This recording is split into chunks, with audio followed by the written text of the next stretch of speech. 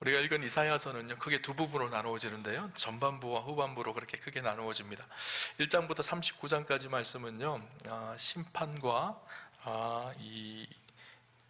징계에 대한 말씀이 기록되어져 있고요, 40장부터 66장까지는 구원의 소망에 대한 말씀이 기록되어져 있습니다. 이 전반부 내용은 어떤 내용인가 하면, 이스라엘 백성들이 하나님 앞에 범죄한 이후에 하나님께서 바벨론을 통해서 이스라엘을 심판하시겠다고 그렇게 말씀하시는 장면이에요. 실제로 역사 속에 이스라엘은 BC 586년에 바벨론의 멸망을 당합니다. 그들이 포로로 끌려가게 되어지죠. 포로로 끌려갔던 그들은 다시 빨리 우리가 저 바벨론에서 놓여져서 회복되어져서 예루살렘을 돌아갈 것을 소망하며 그렇게 살았습니다. 이제 곧 돌아가겠지 그렇게 생각을 한 거예요. 그러면서 그것을 바라보며 절망 속에서도 소망을 가지고 견디며 이겨내며 살아갔었어요. 근데 문제는 이것이 1년이 되고 2년이 되고 3년이 되고 10년이 되고 20년이 되고 30년이 되고 40년이 되고 한 세대가 지나고 또 다른 세대가 되어졌는데 전혀 회복의 기미가 보여지지 않는 것. 계속되는 포로 생활과 고통과 억압 속에서 눈물 짓고 있었던 이스라엘 백성들, 더 이상 소망이 보이지 않는 거예요.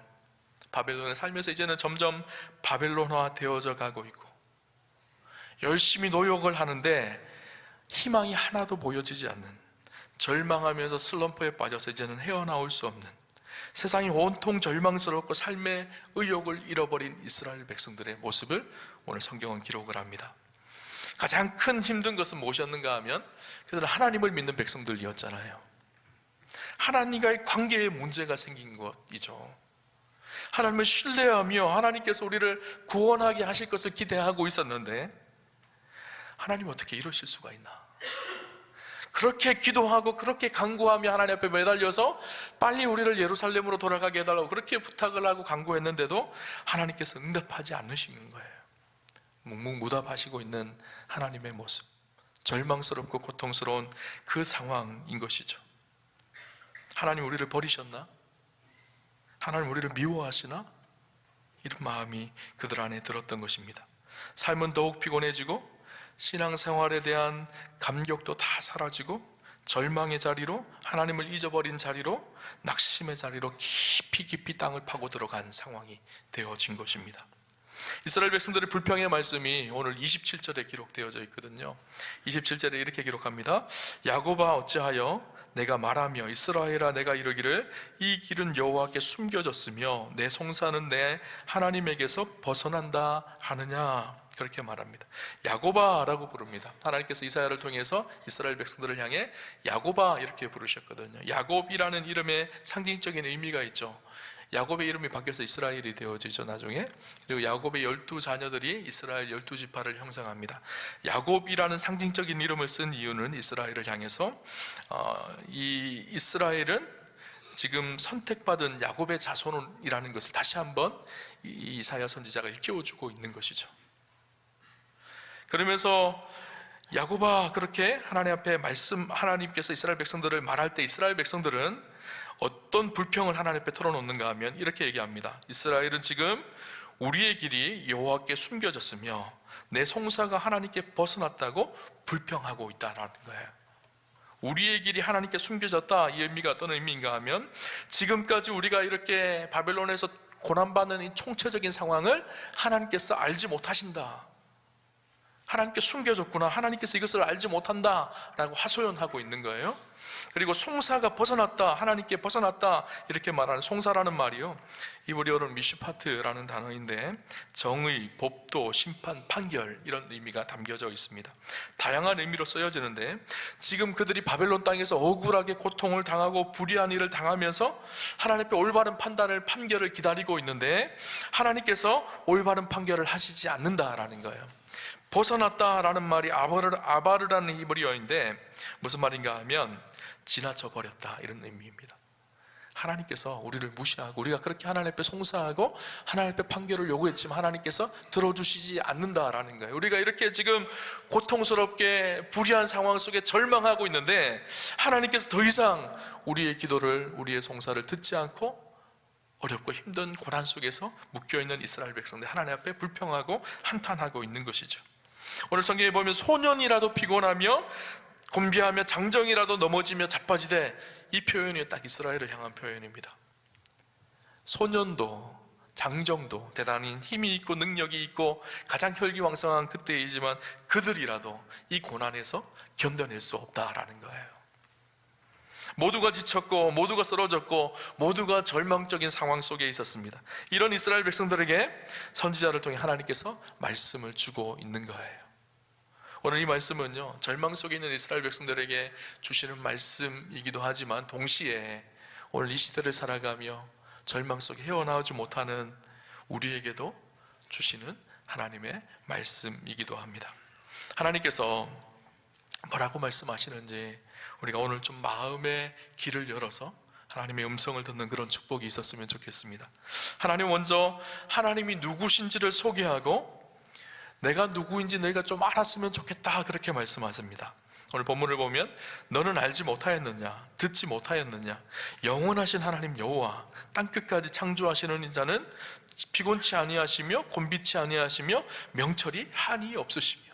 28절에 보면 하나님이 누구신지를 우리에게 설명을 해주십니다. 너는 알지 못하느냐, 듣지 못하였느냐, 너는 그런 하나님을 알지 못하였느냐, 듣지 못하였느냐. 하나님은 영원하신 하나님, 땅끝까지 창조하신 하나님. 우리 하나님은요, 영원하신 하나님이십니다. 처음과 끝이 되시는 하나님, 땅끝까지 창조하신, 온 세상 만물을 창조하신 창조주십니다. 사람은 피곤하고 사람은 곤비하고 사람은 연약하지만 우리 하나님은 피곤치 아니하시고 곤비치 아니하시는 분이십니다. 명철이 한이 없으신 분이십니다. 여러분, 명철이 한이 없다, 이 말이 무슨 의미일까요? 하나님의 지혜가 무궁하시다라는 거예요. 하나님 모든 것을 알고 계시는 지식이 있으시다 하는 거예요. 다시 말하면 무슨 말일까요? 영원하신 하나님, 창조주 하나님께서 이스라엘의 사정과 이스라엘의 원통함과 이스라엘의 아픔이 무엇인지를 모르시는 하나님이 아니라 알고 계시는 하나님이시라는 거예요. 하나님 왜 우리의 사정을 모르십니까? 우리의 왜 공고하고 힘든 상황을 모르십니까? 라고 이스라엘 백성들이 물었는데, 아니다, 내가 다 안다. 너희가 얼마나 아픈지, 얼마나 힘든지, 얼마나 고통스러운지 내가 다 안다, 그렇게 말씀하시는 거예요. 그리고 뭐라고 말씀하시는가 하면 29절에 피곤한 자에게는 능력을 주시며 무능한 자에게는 힘을 더하시나니. 하나님은 성공하는 자의 하나님이 아니라 1등하는 자의 하나님이 아니라 피곤하고 무능하고 지치고 패배하고 실패한 사람들에게 힘을 주시는 하나님이시다, 그렇게 말합니다. 바벨론의 하나님이 아니라 바벨론의 고통 속에서 신음하며 하나님을 찾고 있는 이스라엘 연약한 너희의 하나님이다, 그렇게 말씀하고 있는 것이죠. 선지자는 그 하나님을 너는 알지 못하였느냐, 듣지 못하였느냐, 다시 한번 일깨워주고 있는 상황이죠.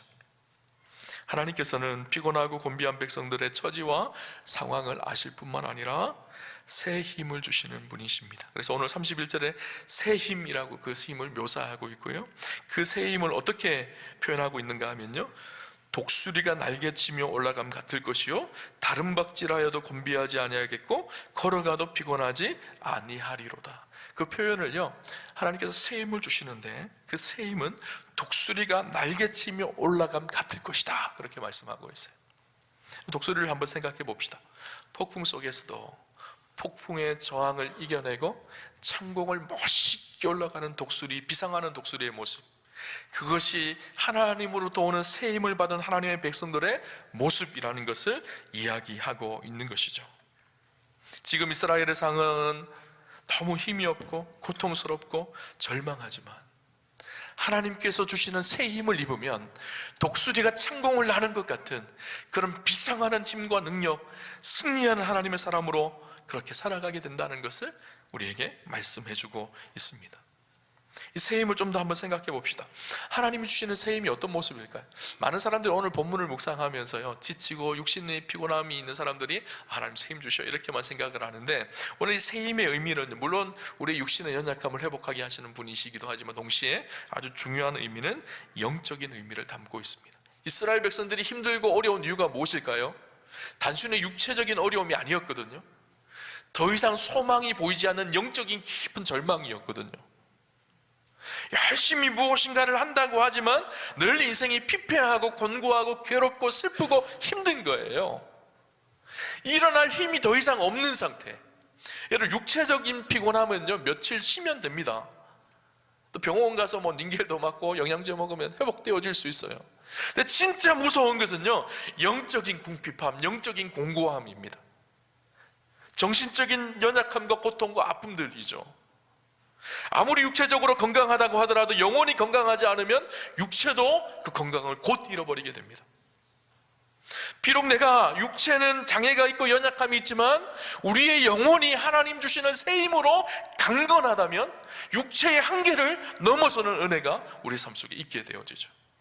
그래서 오늘 여기서 말하는 새 힘은 단순히 육체가 새 힘을 얻는다는 것을 넘어서서 우리의 영과 혼과 육신 모두가 강건한 삶을 입는 새 힘을 의미하는 거예요. 새 힘을 얻으리니 이렇게 표현하고 있는데, 이 말씀을 원문으로 직역을 하면 힘을 새롭게 하리니 이렇게 기록을 하고 있어요. 하나님이 우리의 아버지세요. 독수리 중에 독수리이신 그 하나님이 아버지시기에 우리는 닭이 아닙니다. 독수리입니다. 하나님을 향한 바른 믿음만 있으면 누구든지 독수리로 이 세상을 살아갑니다.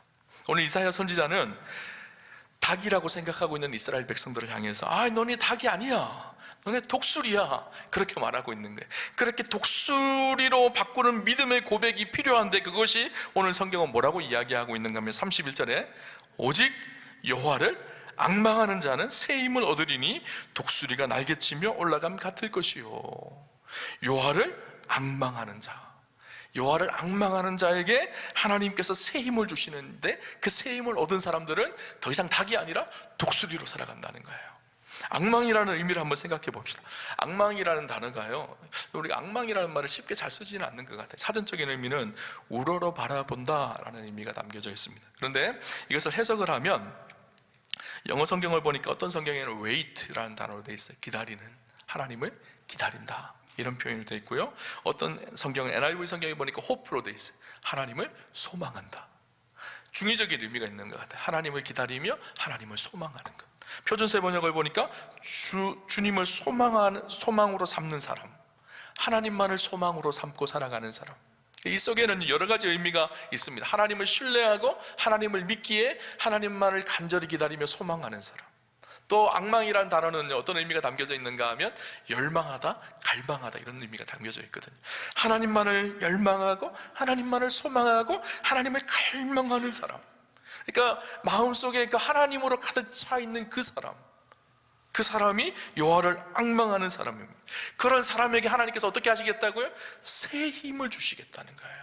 그래서 닭으로 사는 것이 아니라 이제는 독수리로 창공을 나는 하나님의 사람들로, 멋있는 하나님의 인생들로 그렇게 그들을 세우시고 새 힘을 주시겠다라는 것이죠. 여러분, 우리가 잘 아는 시편 42편에 보면요, 시편 42편 저자가 고라 자손인데, 이 시편 42편은 어떤 성서학자들은 다윗이 썼고 고라 자손이 기록했다, 이런 표현도 하기도 합니다. 정확한 저자는 잘 모르겠어요. 그러나 이 시편 기자, 42편 기자는요, 깊은 절망 속에 있었어요. 갑작스러운 일로 자기가 살고 있던 예루살렘에서 쫓겨나서 더 이상 성전에 들어갈 수도 없는, 그리고 적들이 늘 괴롭히고 힘들고 핍박하는 상황, 너무너무 고통스럽고 절망스럽고 어려운 상황, 그런 상황 속에 날마다 눈물을 지으며 살았습니다.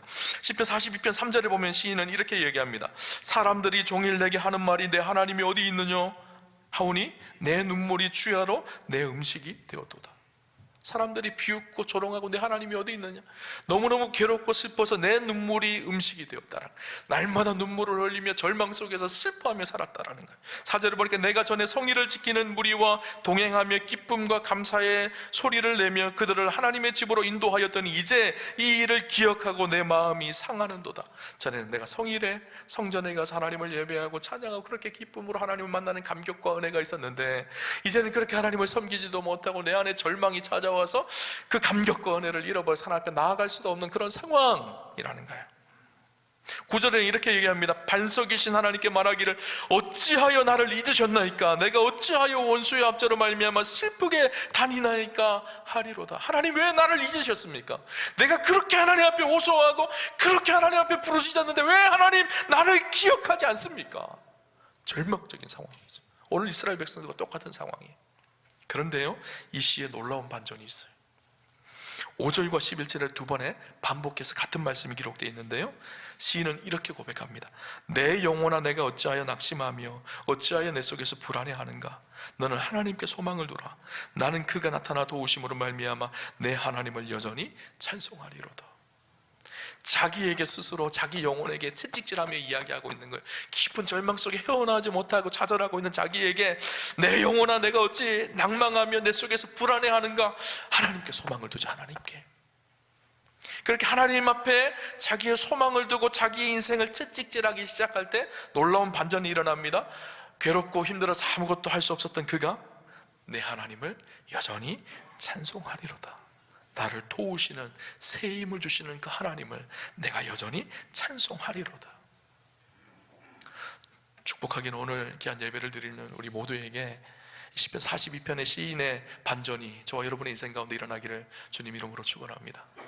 절망스럽고 고통스러운 상황이 있습니까? 하나님을 소망하십시오. 하나님을 바라십시오. 그분으로 가득하십시오.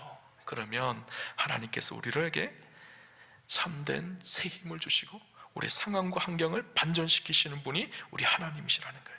오늘 본문을 보면요, 무한하신 하나님과 유한한 우리 인간을 비교하며 설명을 합니다. 28절에 너는 알지 못하였느냐, 듣지 못하였느냐, 영원하신 하나님 여호와 땅끝까지 창조하시는 이는 피곤하지 않으시며 곤비하지 않으시며 명철이 한이 없으시며. 하나님은 이런 분이라는 거예요. 영원하신 하나님, 땅끝까지 창조하신 하나님, 피곤하지 않으시고 곤비하지 아니하시는 하나님, 명철이 한이 없으신 하나님, 무한하시고 완전하신 하나님, 그 하나님이에요. 반면에 우리 인간의 연약함을 이야기합니다. 30절에 소년이라도 피곤하며 곤비하며 장정이라도 넘어지며 쓰러지되. 소년과 장정은요, 우리 인간의 힘으로서 가장 혈기왕성할 때, 가장 힘이 있을 때, 그때를 상징적으로 의미하는 말이에요.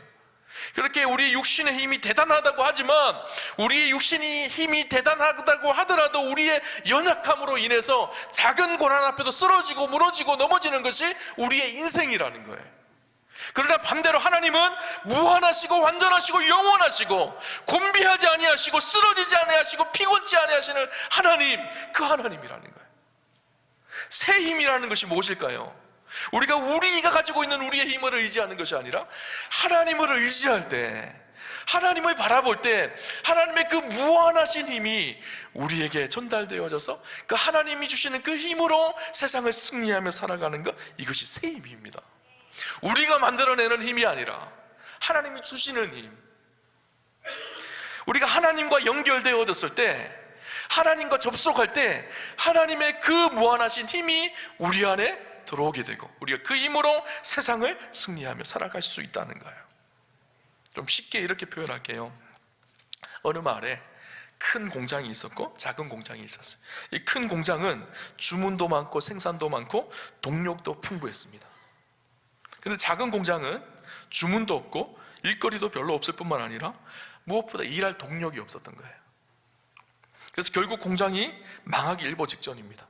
공장 사장님이 어떻게 하나 이제 곧 망하게 생겼는데 절망적인 상황 속에서 큰 공장에 가서 부탁을 합니다. 우리가 너무너무 힘들어서 망하게 되어졌는데 당신네 공장의 동력을 좀 우리 공장에 좀 달라는 거예요. 그래서 그 큰 공장의 사장님이 결단을 하고 공장 사이에 있는 담을 허물고 큰 공장에 있는 기계와 작은 공장에 있는 기계를 연결했습니다. 벨트를 걸어서 연결해서 작은 공장이 큰 공장의 힘을 받아서 공장이 돌아갈 수 있게 해줬어요. 그래서 조금씩 일을 할 수 있게 되어지고 그 동력 덕분에 공장이 점점 살아나서 나중에는 좋은 공장으로 바뀌어졌다라는 거예요. 우리가 그렇다라는 거예요. 동력도 없고 힘도 없고 능력이 없지만 우리가 하나님과 접속하기 시작하면, 그 하나님을 앙망하고 그분과 연결되기 시작하면 그분이 주시는 새 힘으로 이 세상을 넉넉히 승리하며 살아간다는 거예요. 우스갯 이야기를 하나 할게요. 미국의 폭주족들은 권총을 차고 다닌다고 합니다. 근데 미국의 폭주족들이 권총을 차고 다니던 폭주족들이 일본을 갔는데 일본 폭주족들은 오토바이를 몰면서 옆에 긴 검을 가지고 다니더라는 거예요. 사무라이의 민족이잖아요. 그러면서 아유 형님들은 대단하십니다. 일본 폭주족을 형님이라고 불렀대요. 그러자 일본 폭주족들이 하는 말이 우리는 아무것도 아니야. 진짜 무서운 폭주족은 저 한국에 있어. 한국의 폭주족들은 오토바이 뒤에 LPG 가스통을 달고 다녀. 그렇게 얘기를 했다는 거예요. 우스갯소리죠. LPG 가스통을 달고 다니면 무섭잖아요. 그런데 진짜 무서운 인생은요, LPG 가스통 달고 다니는 인생이 아니라 살아계신 하나님과 동행하는 인생이에요. 하나님을 내 안에 모시고 그 하나님과 함께 살아가는 인생, 그 하나님으로부터 오는 새 힘을 얻어서 세상을 승리하며 살아가는 인생. 여러분, 저는 우리와 함께 성도님들이요, 닭 같은 신앙인으로 살기를 원하지 않습니다. 저는 여러분이 독수리 같은 신앙인이 되셨으면 좋겠어요. 닭과 독수리의 큰 차이점이 한 가지가 있어요. 닭은요, 자기 힘으로 열심히 날갯짓을 합니다. 그러면 잠깐 또 오르는 것 같아요. 그런데 어떨까요? 뚝 떨어집니다. 열심히 날갯짓을 하면 잠깐 올라갑니다. 그러나 또 뚝 떨어져요. 그러나 독수리는 어떨까요? 날갯짓도 안 합니다. 그냥 팔만 펴면 돼요. 팔만 펴면요, 그 기류를 타고 하늘 높이 쭉 올라갑니다. 오늘 성경에 보면 독수리 날개치며 이렇게 기록을 하고 있는데, 사실 원어 성경에 보면요, 이 치며라는 단어가 없어요. 날개를 들어 올리다 이렇게 돼 있어요. 독수리는요, 그냥 날개를 들어 올리면 되는 거예요. 그러면 그 밑에서 불어오는 상승 기류를 타고 쭉 올라가요. 다르게 발버둥 칠 필요가 없어요. 날개를 쭉 펴면 되는 거예요. 그 기류에 자기의 몸을 맡기고, 우리 인생도 마찬가지입니다. 하나님을 신뢰하고 그 하나님께 우리의 팔을 펴서 맡기면 되는 거예요. 그럼 하나님께서 우리를 높이 들어 올리시는 거예요. 그렇죠? 많은 사람들이요, 이것을 압니다. 저도 그렇게 막 열심히 기도하고 예배드리고 하나님을 찬양하면요, 팔을 좀 펴요. 그런데 세상을 보면 어느 순간 옴츠려서 열심히 파닥파닥 닭처럼 온 힘으로 내 힘으로 하려고 막 그렇게 해요. 우리 닭 같은 신앙인이 아니라 독수리 같은 신앙인이 되셨으면 좋겠어요. 그 하나님을 소망하고 하나님을 바라볼 때, 우리가 팔을 넓게 펴고 하나님을 의지할 때 하나님께서 들어서 우리를 높이 올리시는, 그래서 세상을 승리하며 살아가는, 우리가 살아가는 세상이 결코 녹록지 않습니다. 그러나 세상을 승리하는 비결이 있습니다. 우리가 하나님과 연결되면 됩니다. 여호와를 앙망하는 자에게는 새 힘을 주시겠다고 약속하셨습니다. 그 새 힘으로 이 세상 넉넉히 승리하며 살아가는 축복이 있으셨으면 좋겠어요. 괴롭다고 힘들다고 지구야 멈추어라, 내가 내리고 싶다, 이런 말씀하시면 안 돼요. 하나님과 동행하며 승리하는 우리 사랑하는 무함교회 성도님들 다 되시기를 주님 이름으로 축원합니다.